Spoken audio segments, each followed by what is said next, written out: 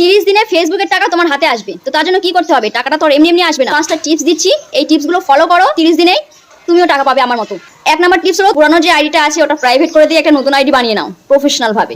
2 number, যে নতুন আইডিটা বানিয়েছো ওই আইডিতে প্রতিদিন 2 থেকে 3টা ভিডিও ছাড়বে।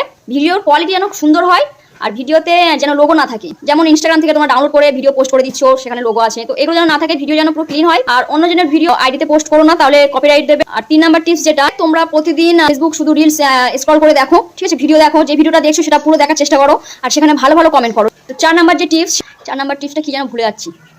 হ্যাঁ, 4 নাম্বার টিপস হলো যে তোমরা প্রতিদিন নিয়ম করে লাইভে আসো, সপ্তাহে অন্তত 2 দিন লাইভে আসো আর লাইভে 1-2 ঘন্টা থাকার চেষ্টা করো। 5 নাম্বার টিপ, যে ভিডিওগুলো পোস্ট করছো তার মধ্যে যেগুলোতে দেখবে একটু বেশি ভিউজ দিচ্ছে সেই টাইপের ভিডিও বেশি বেশি করে পোস্ট করো। এই ভিডিওতে যারা গিফট সেন্ড করেছে তাদেরকে গিয়ে ফলো করো। এই আমি যে টিপসগুলো বললাম এইগুলো টানা তোমরা 1 মাস কন্টিনিউ করে যাও। একটা ভিডিও যখন ভাইরাল হয়ে যাবে তো দেখবে আস্তে আস্তে সব ভিডিও তোমার ভাইরাল হচ্ছে আর 1 মাসের মধ্যে তুমি আয়রন রিলস বা বোনাস অপশন সবকিছু পেয়ে যাবে।